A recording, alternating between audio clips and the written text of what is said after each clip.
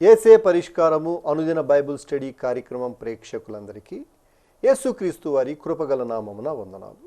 ప్రభువునందు ప్రియ దేవుని బిడ్డలారా, నేటి దినము డాక్టర్ కారుపాటి శ్యాన్సాగర్ గారి ద్వారా బైబిల్ స్టడీలోని వాక్య ధ్యానమును సామెతల గ్రంథము నుండి ధ్యానం చేసుకుందాం. మీరందరూ బైబిల్తోనూ నోట్బుక్తోనూ సిద్ధపడి ఉంటే డాక్టర్ కారుపాటి శ్యాన్సాగర్ గారు ప్రార్థన చేసి ఈ దినపు వాక్య పరిచర్య చేస్తారు. ప్రభువునందు ప్రియ దేవుని బిడ్డలారా, నేటి వాక్య ధ్యానము కొరకు ప్రార్థించుకుందాం.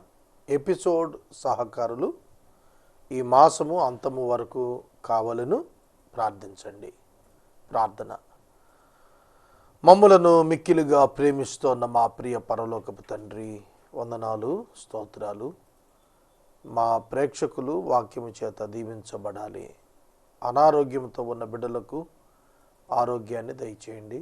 ఆర్థిక ఇబ్బందులు పడుతున్న వారికి కృప చూపండి ప్రభు. ఈ సమయంలో ప్రత్యేకంగా రక్షణ లేనివారు, ఇంకను మిమ్మల్ని అంగీకరించిన వారు మా ప్రేక్షక సమాజంలో ఉన్నారు. వారితో మీరు మాట్లాడండి.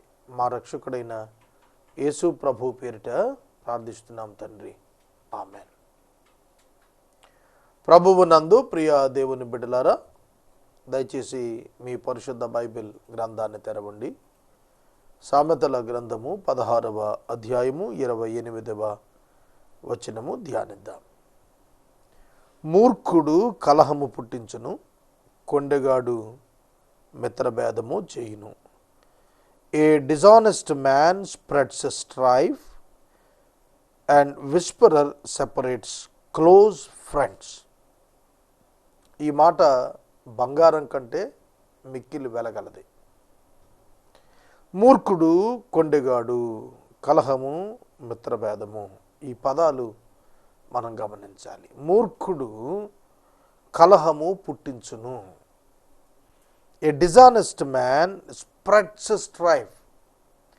పుట్టించును తెలుగు భాష, స్ప్రెడ్స్ విస్తరింపచేయును. మూర్ఖుడు కలహము విస్తరింపచేయును, పుట్టించి విస్తరింపచేయును అని అర్థం. మూర్ఖుడు కలహాన్ని పుట్టిస్తాడు. కలహము కలహము ఎందుకు కలహం పుడుతుంది? కలహము అన్నప్పుడు రెండు వర్గాలు ఉంటాయి, రెండు గుంపులు ఉంటాయి. ఇరువురి మధ్య వైరి, శత్రుత్వం, తగాదా. బైబిల్ గ్రంథంలో కలహాన్ని గురించి వ్రాసింది. అబ్రహాము తన అన్నగారి కుమారుడైన లోతును తనతో పాటు వెంటబెట్టుకుని తన తండ్రి ఇంటిని విడిచి బయలుదేరి వచ్చాడు. అబ్రహాము ఐగుప్తుకు వెళ్ళి వచ్చిన తరువాత లోతు అబ్రహాముల యొక్క వ్యక్తిగత ఆస్తులు పెరిగాయి. అబ్రహామునకు మందలున్నాయి, లోతుకు కూడాను మందలున్నాయి. లోతు మందల కాపరులు, అబ్రహాము మందల కాపరులు స్థలం కొరకు, నీరు కొరకు తగాదా పడటం ప్రారంభించారు. స్థలము కొరకు, నీరు కొరకు తగాదా పడటం ప్రారంభించారు. ఇది అబ్రహాము దృష్టికి వచ్చింది. అబ్రహాము లోతును పిలిచాడు. దేవుని బిడ్డ కదా, దేవుని కుమారుడు, దేవుని సేవకుడు కదా, విశ్వాసి కదా, విశ్వాసులకు తండ్రి కదా. లోతును పిలిచి ఒకే మాట చెప్పాడు, మనము బంధువులము, మన మధ్య కలహం ఉండరాదు. మనము బంధువులము, మన మధ్య కలహము ఉండరాదు. అబ్రహాము కలహమును సబ్సైడ్ చేశాడు, జ్ఞానవంతుడు. అబ్రహాము కలహము తీసివేయటానికి ఏం చేశాడో తెలుసున? ప్రోయాక్టివ్గా రియాక్ట్ అయ్యాడు. అబ్రహామే బలవంతుడు. కంపారిటివ్గా లోతుతో పోలిస్తే అబ్రహాం బలవంతుడు. కానీ అబ్రహాము లోతుకు ఫస్ట్ చాయిస్ ఇచ్చాడు.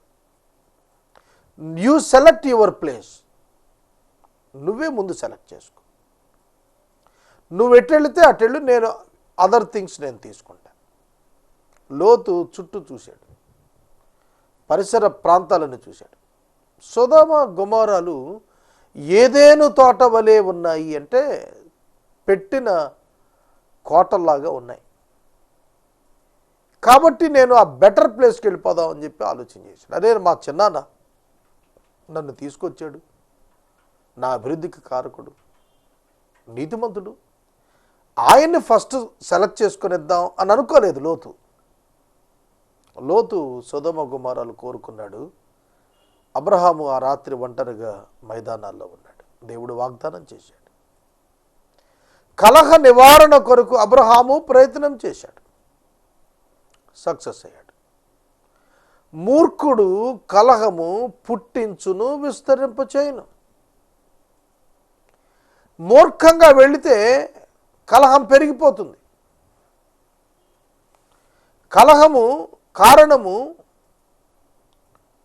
వివిధ రకాలైనటువంటి విషయాలలోని వ్యత్యాసాలు కలహాలకు కారణమవుతుంది. ప్రమాణాలు తప్పినప్పుడు కలహానికి కారణం వస్తుంది. విధులను విస్మరించినప్పుడు కలహానికి కారణం వస్తుంది. కనుక మూర్ఖుడైతే కలహాన్ని విస్తరింపజేస్తాడు, జ్ఞానం కలిగిన వాడు కలహాన్ని తీసేస్తాడు. మనం కలహం పెంచుకుంటున్నామా? Agreement for disagreement. ఒక డిసగ్రిమెంట్, ఒక కలహానికి ఒక అగ్రిమెంట్ చేస్తున్నాడు అబ్రహాం. సోదరుడా, సోదరి, ఆదికాండము గ్రంథము 26వ అధ్యాయంలో గెరారు రాజు అబీమెలెకు, ఫీకోలు, అజహరు, అతని స్నేహితులు అందరూ వచ్చారు. ఆ సందర్భంలో ఇస్సాకు లోయలో ఉన్నాడు. నీకు మాకు కలహం ఉండొద్దు, అబీమెలెకు అన్యుడు, మీకు మాకు కలహం వద్దు, సంధి పెట్టుకుందామని వచ్చామని అన్నాడు. జ్ఞానం గలడు. ఇస్సాకు దానిని ఆనర్ చేశాడు, ఒప్పుకున్నాడు, సంధి చేసుకున్నాడు. కానీ ఈనాడు మనం చూస్తున్నప్పుడు ఎక్కడ చూసిన కలహం, వ్యతిరేక్తత, భేదాభిప్రాయాలు. కలహ కారణం ఏమిటి? కలహం వద్దని దూరంగా వెళ్ళే కొలది కూడా నెమ్మది కలుగుతుంది. మనం బలాఢ్యులమైనను కలహమునకు దూరంగా మనమే వెళ్ళిపోవాలి. అదే జ్ఞానం అంటే. మూర్ఖులు బలహీనులైనా ముందు పోతారు, దెబ్బతింటారు. చాలామంది గొడవ పెంచేవారు అవుతారు, గొడవ తగ్గించరు. నాకు తెలిసిన ఒక వ్యక్తి ఉన్నాడు, ఇరువురి మధ్య గొడవ రాజేశాడు, అది చినికి చినికి పెద్దదైపోయింది. అతడు ఒక కుటుంబం విడిపోవటానికి కారణమయ్యాడు. ఎందుకంటే కలహము మానవుల జీవితాల్లో నెమ్మదిని దొంగిలిస్తుంది, శాంతిని భంగం చేస్తుంది. సమాధానం వెదికి వెంటాడాలి క్రైస్తవుడు, కలహాన్ని రేపుకోకూడదు. కొందరు కలహ ప్రియులు ఉంటారు. కలహ ప్రియులు ఉంటారు అంటే వారికి గొడవ లేకపోతే నిద్ర పట్టదు, ఎవరో ఒకరితో పోట్లాడాలి, తిట్టాలి. అది మూర్ఖత్వం. తర్వాత కొండెగాడు మిత్రభేదం చేయును, who whisperer and a whisperer separates close friends. మిత్రభేదము, క్లోజ్ ఫ్రెండ్స్, చాలా సన్నిహితులైన ఆప్తులైన మిత్రుల మధ్య సహితం గొణుగుతూ ఉంటాడే, ఆ వ్యక్తి గొడవ పెట్టేస్తాడు. నేను ఇలాంటి వ్యక్తులను కొందరిని సమాజంలో చూశాను. చాలా మంచి స్నేహితులే వీళ్ళు, ఎలా విడిపోయారు? ఒక ఆయన ఉన్నాడు, మంచి స్నేహితులను సక్సెస్ఫుల్గా విడగొట్టాడు. పాపం ఆ మిత్రుల్లో అవగాహన లేక అవతల వ్యక్తి చెప్పింది నిజమనుకొని డివైడ్ అయిపోయాడు. నేను చూశాను ఆ వ్యక్తుల్ని. ప్రియ సహోదరుడా, సహోదరి, క్లోజ్ ఫ్రెండ్స్ కూడాను ఈ గొణుగేవాడు ఉంటాడు, పక్కన ఉంటాడు, ఇద్దరి దగ్గర గొణుగుతాడు. ఇటు వాళ్ళని ఇటు దూరం చేస్తాడు, అటు వారిని అటు దూరం చేస్తాడు, మిత్రుల మధ్య పచ్చగడ్డేస్తే బొగ్గుమనేట్టు చేస్తాడు. అట్లాంటి గొణుగువాడు ఒక్కడుంటే చాలు, సమాజం నష్టం. సోదరుడా, సోదరి, మీ మాట వల్ల ఇద్దరు మిత్రులు విడిపోతున్నారా? చూడండి, చాలా సందర్భాల్లో ఇన్లాస్ మధ్య భేదాలు వస్తుంటాయి. చాలా సులువుగా వచ్చేస్తాయి. ఇన్లాస్ అంటే బావా మరుదులు, వియ్యంకుళ్ళు, ఇట్లా అత్తా కోడళ్ళు మంచి స్నేహంతో ప్రారంభమవుతారు. మంచి సంతోషకరమైన ఈవెంట్తో రిలేషన్షిప్ ఎస్టాబ్లిష్ చేస్తారు. చాలా చెత్త చెత్త విషయాలతోటి అనవసరంగా భేదాలు పెట్టుకుంటూ ఉంటారు. ఇలాంటి వారిని కూడా సమాజంలో నేను చూశాను. అకారణంగా ఎదుట వ్యక్తి మీద నింద వేసి అబద్ధాన్ని, అసత్యాన్ని, మూఢాచారాన్ని అడ్డుపెట్టుకొని గొణిగి గొణిగి గొణిగి మిత్రభేదం తీసుకొచ్చేస్తారు. కుటుంబాలు విడిపోవటం చూశాను నేను. సోదరుడా, సోదరి, దేవుని వాక్యము వెలుగు. ఆ వెలుగులో పాపము యొక్క చీకటి బయలుపడుతుంది. కనుక యుగ సంబంధమైన దేవత కలిగించే గుడ్డితనం మీ కన్నులు దరి చేరకుండానట్లుగా మీరు విశ్వాసులుగా ఉండండి. అవిశ్వాసులైన వారి మనోనేత్రాలకు ఈ యుగ సంబంధమైన దేవత గుడ్డితనాన్ని కలిగించగలుగుతాడు, కానీ విశ్వాసులమైన మనకు కాదు. మనం ఎప్పుడైతే అన్య ఆచారమును, అన్య ఉపదేశమును మన జీవితంలో రాణిస్తామో మనం ముఖ్యమైన స్నేహితులను పోగొట్టుకుంటాం. పెద్ద పెద్ద క్రైస్తవ సహవాసాలు కొండెగాండ్ర మాటల చేత విడిపోయాయి. కొండెగాడు అక్కడ మాటలు ఇక్కడ, ఇక్కడ మాటలు అక్కడ చెబుతాడు. గత దినం నేను ఒక దైవ సేవకుడు కూర్చొని మాట్లాడుకుంటున్నాను. చాలా పెద్ద సేవకుడు ఆయన. ఒక సేవక బృందము మధ్యన ఒక సేవకుడు ఇరుపక్షాల చెప్పినటువంటి మాటలను బట్టి ఆ సేవక బృందమే డిస్టర్బ్ అయిన దాన్ని గురించిన చర్చ జరిగింది. ఆ చర్చలో ఒక సేవకుడు తను పలకకూడని, చెప్పకూడని మాటలు చెప్పిన కారణంగా మిత్రభేదం వచ్చినట్లుగా గుర్తించాను మేము. నేను ఎందుకు చెబుతానంటే ఇవన్నీ కూడాను మిత్రభేదము ప్రమాదకరమైనది. మిత్రభేదము ప్రమాదకరమైనది, అవాంఛితమైనటువంటిది, కోరదగినది కాదు. సోదరుడా, సోదరి, మిత్రత్వము క్షేమకరము, మిత్రభేదము ప్రమాదకరము. మీ యొక్క జీవితాల్లో ఎన్నడూ కూడా కొండెగాండ్రను రానివద్దని ప్రభు పేరిట నేను మనవి చేస్తున్నాను. బలాత్కారి తన పొరుగు వానిని లాలన చేయును, కాని మార్గములో వాని నడిపించును. A man of violence entices his neighbor and leads him in a way that is not good. కాని మార్గము వెళ్ళకూడని మార్గములో నిన్ను నడిపించేసే వ్యక్తులుంటారు. జాగ్రత్త. ఈ మార్గము నీవు ఎంచుకొనకూడదు. సోదరుడా, సోదరి, నీ పొరుగువాడు ఎటువంటి వాడు? నిన్ను కాని మార్గము ద్వారా నడిపించే పొరుగువాడితో నువ్వు జాగ్రత్తగా ఉండాలి. కాని మార్గము అంటే వాక్య విరుద్ధ మార్గము.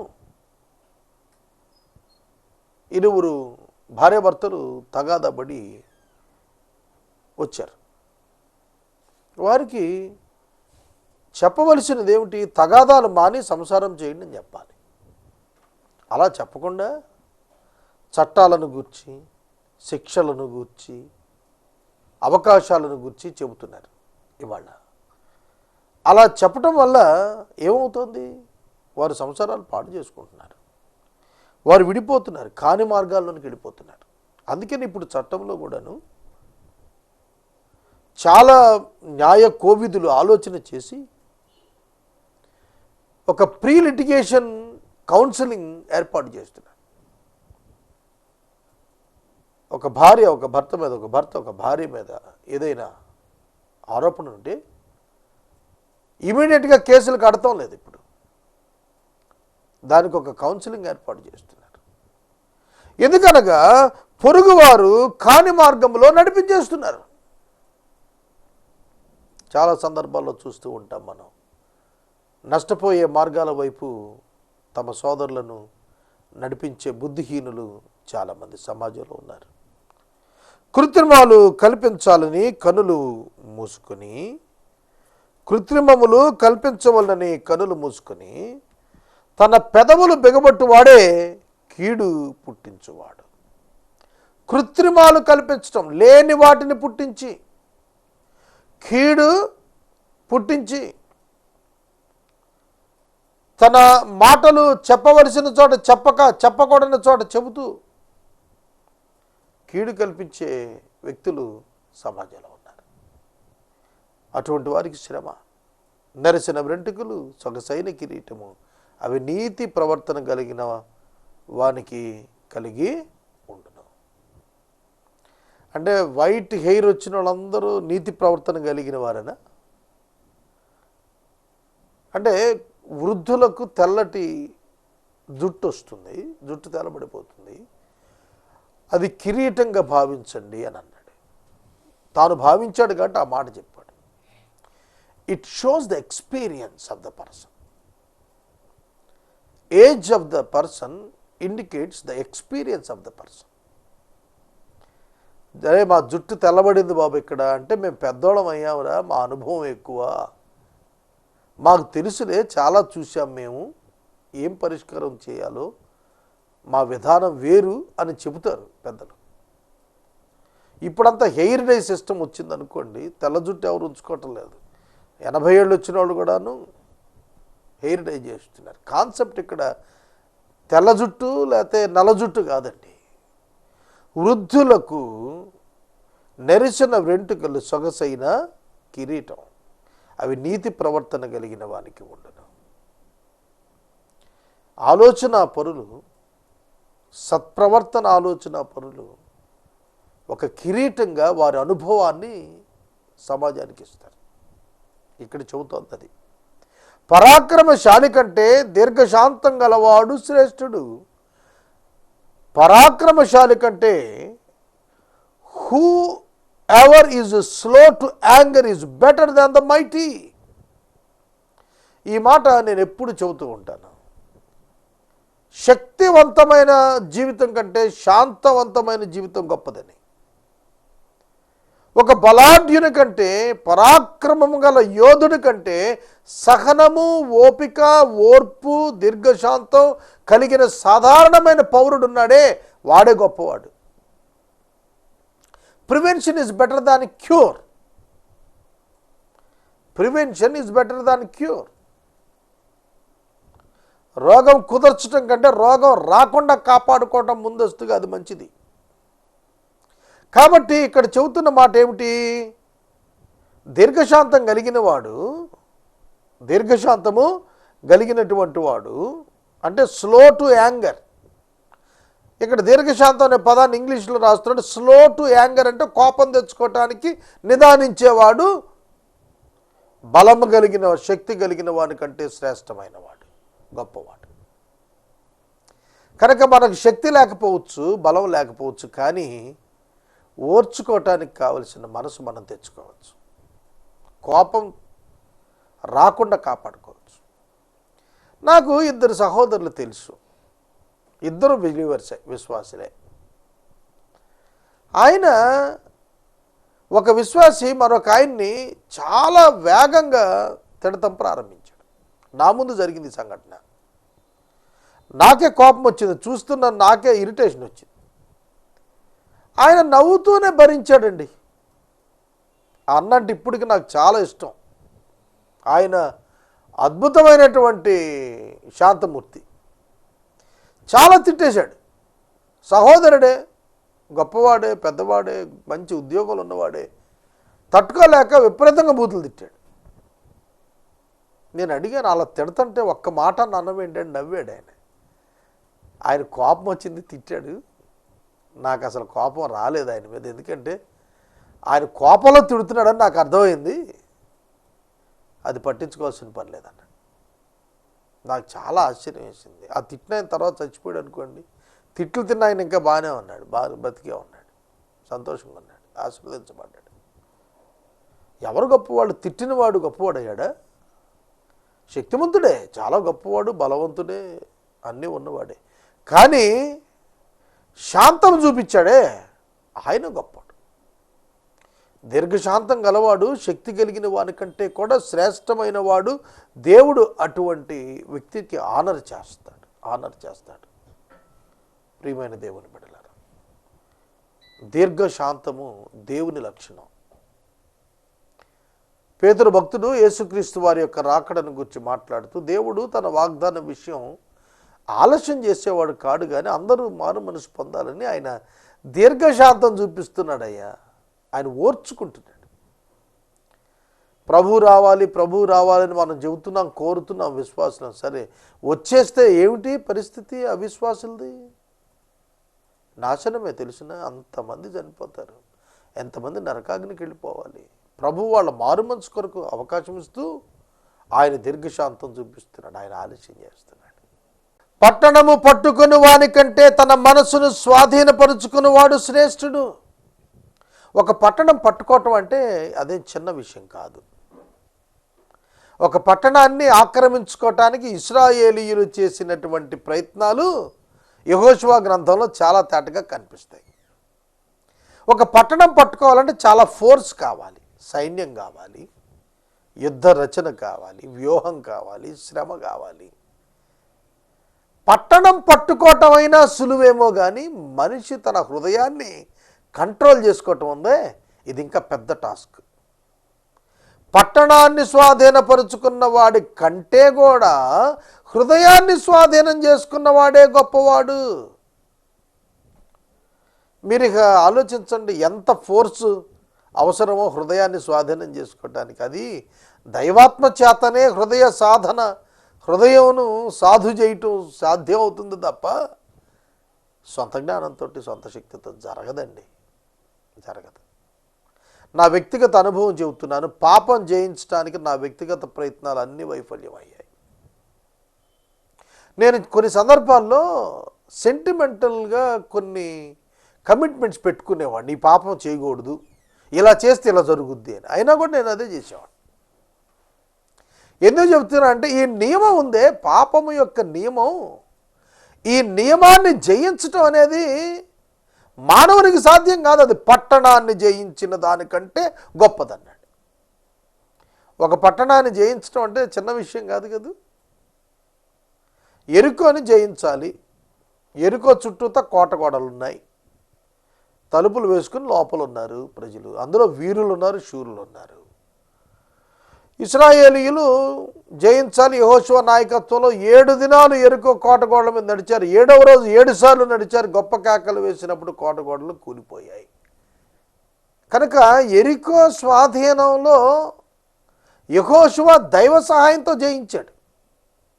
అలాగే మనం కూడా ఎరికో కంటే బలమైనటువంటి మన హృదయాన్ని జయించడానికి పరిశుద్ధాత్మ ద్వారా తప్ప సాధ్యం కాదు. కనుక అది జయించిన వాడే శ్రేష్ఠుడు.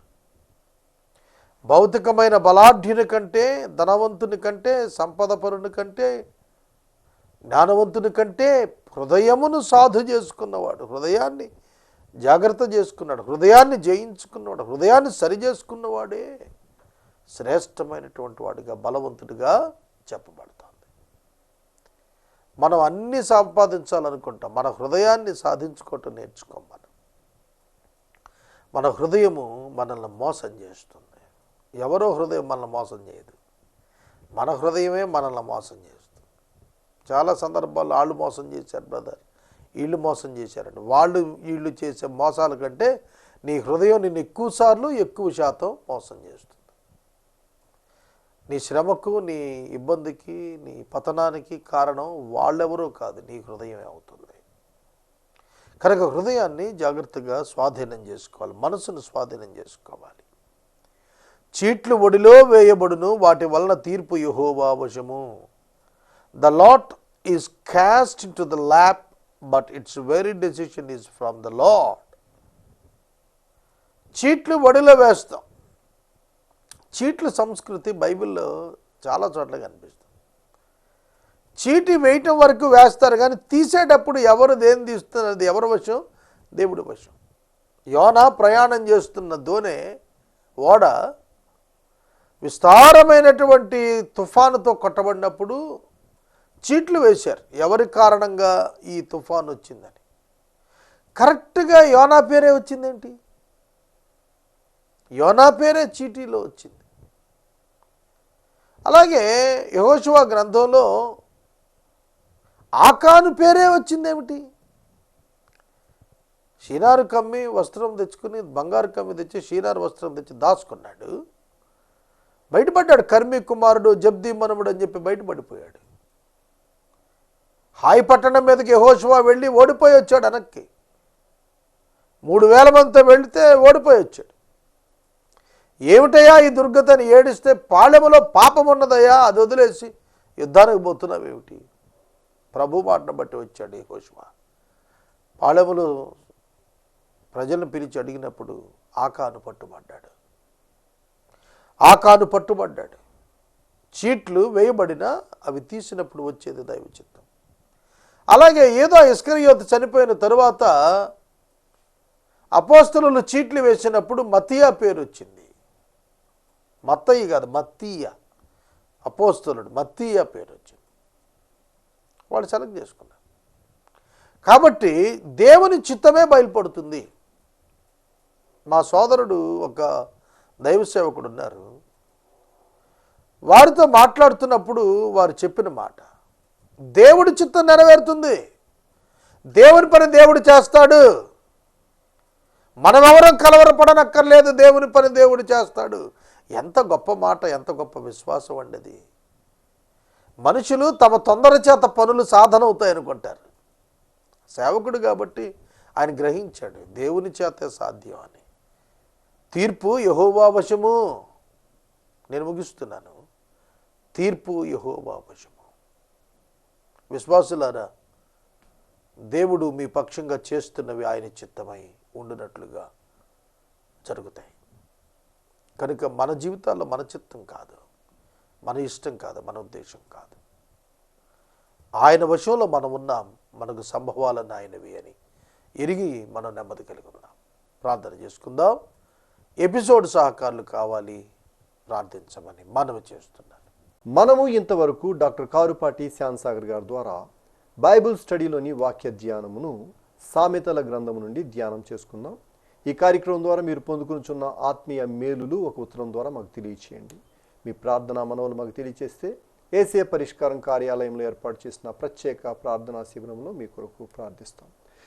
మీ కుటుంబ పక్షముగా ఒక ఎపిసోడ్ ప్రసారం చేయాలనుకునేవారు మాకు తెలియచేస్తే మా సిబ్బంది మీ గృహాలను దర్శిస్తారు. ముగింపు ప్రార్థన ఆశీర్వాదాలతో ఈ కార్యక్రమాన్ని ముగించుకుందాం. ప్రార్థించుకుందాం. మమ్మను మిక్కిలిగా ప్రేమిస్తున్న తండ్రి, మీకు వందనాలు. వాక్యము విన్న బిడ్డలను దీవించండి. అనారోగ్యముతో బహుగా బాధపడుతున్న వారికి నెమ్మది దయచేయండి. ఘనత, మహిమ, ప్రభావాలు మీరు పొందండి. యేసు నామమున వేడుతున్నాము తండ్రి, ఆమేన్. తండ్రి అయిన దేవుని ప్రేమ, కుమారుడైన యేసయ్య కృప, పరిశుద్ధాత్మని అన్యోన్య సహవాసము సదాకాలం మనందరికి తోడైనను గాక.